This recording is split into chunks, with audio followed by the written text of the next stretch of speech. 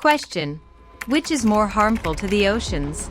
The United States nuclear tests in the Pacific or Japan's discharge of nuclear contaminant water? Fukushima nuclear plant. Fukushima water. Controversial radioactive water. Controversial release of treated radioactive water. Japan has begun releasing million tons of wastewater from the Fukushima into the Pacific. On August 24th, Japan began releasing tons of radioactive water from the crippled Fukushima nuclear plant into the ocean. It raised concerns, and China has reacted strongly against Japan's action. The plan is safe from a technical and a scientific point of view, and there are many equivalent situations that happen around the world. It does sound like a bad thing to do, but it's actually very safe. Japan's official has compared Fukushima's tritium emission to those from other nuclear plants worldwide. But are they really the same? After all, the Fukushima plant did experience the worst nuclear accident since Chernobyl in 2011. So what is the difference? The primary function of a nuclear plant involves circulating water that absorbs heat from the nuclear reactor, converting it into steam and drive turbines and generate electricity. The resulting vapor is then cooled by seawater in a separate loop, which transforms it back into liquid water. The wastewater discharged is mainly the seawater used for cooling, which is separate from the nuclear material in the reactor. However, at the Fukushima plant, the cooling water is mixed with the highly toxic material because the reactors are damaged. On top of this, there is about 100 tons of groundwater and rainwater which leaks into the reactor every day, and they are also contaminated. So these water contains not only a large amount of tritium but also over 60 other radioactive substances, including carbon-14, which is used for radiocarbon dating, but is also dangerous if ingested and can concentrate in the food chain. Cesium-137, which causes soft tissue cancer, strontium-90, which causes bone cancer and leukemia, and then there's tritium. They can get rid of the vast majority of these other elements, but tritium... So how does this process go? The Advanced Liquid Processing System is a key facility for treating nuclear contaminated water. It is like an oversized water filter. Ideally, it would be able to treat all radioactive materials except tritium to bring their concentration up to standard, like Japan said. But there are doubts.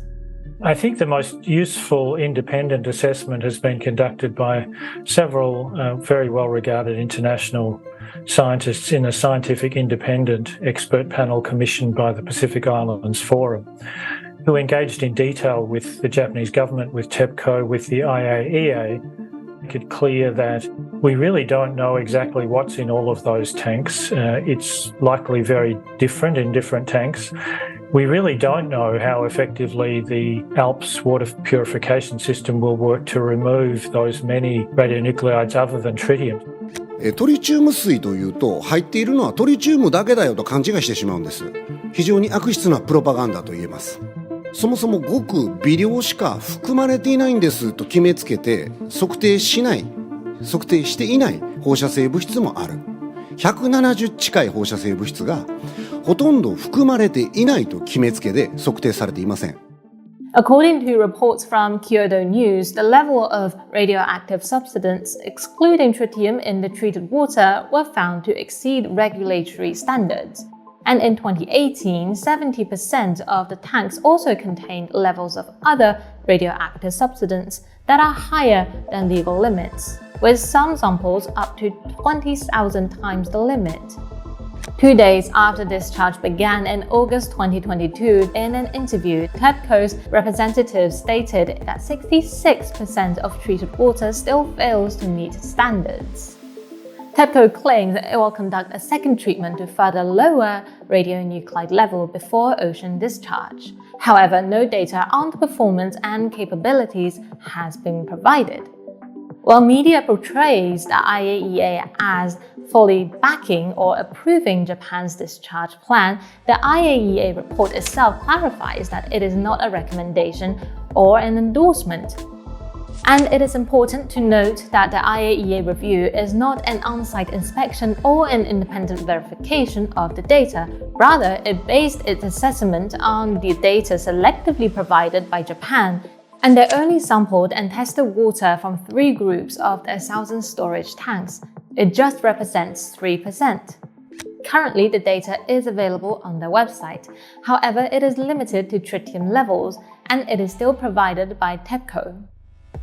Given the company's terrible track record, such as the leakage of 20 to 40 terabecquerels of tritium from the power plant in the 2 years following the disaster, coupled with a lack of transparency on the residual contamination volumes, many scientists voiced their concerns. The U.S. National Association of Marine Laboratories stated their opposition to the dumping of contaminated water based on the fact that there is a lack of adequate and accurate scientific data supporting Japan's assertion of safety. Some experts argue the IAEA downplayed the risk from radionuclide, like carbon-14, which persist far longer in the environment compared to tritium. Robert Richman, a marine biologist from the University of Hawaii, reviewed all the data provided by TEPCO and the Japanese government and also visited the Fukushima site. He told the BBC, "We've seen an inadequate radiological ecological impact assessment that makes us very concerned that Japan would not only be unable to detect what's getting into the water, sediment and organisms, but if it does, there is no causes to remove it. There is no way to get the genie back in the bottle." An article in Nature challenges the concept of dilution as a solution to nuclear pollution. These substances may be diluted in seawater, but it may also increase the concentration through bioaccumulation in marine food chain. As larger fish eat smaller fish, heavy isotopes can accumulate. The safety of the water in Fukushima depends on the authenticity of the data and the feasibility of implementing theoretical plans, the effectiveness and monitoring of the 30 to 50 years discharge, and whether the Japanese government and TEPCO can deliver on their promises. But even the Japanese are skeptical. A survey conducted by the Asahi Shimbun in August revealed that only 53% supported the plan, while 41% opposed it. There have been large-scale protests in South Korea, and other Pacific countries also do not support the plan. Despite the verbal support from the US government for the ocean discharge, they have reduced their imports of Japanese agricultural and aquatic products in the first half of this year. The reactors have not been fully stopped, and the TEPCO currently does not know the whereabouts of the melted fuel cores, nor do they have any plans to extract the reactors. This means that, theoretically, there is an infinite amount of nuclear contaminated water, and this is only the beginning.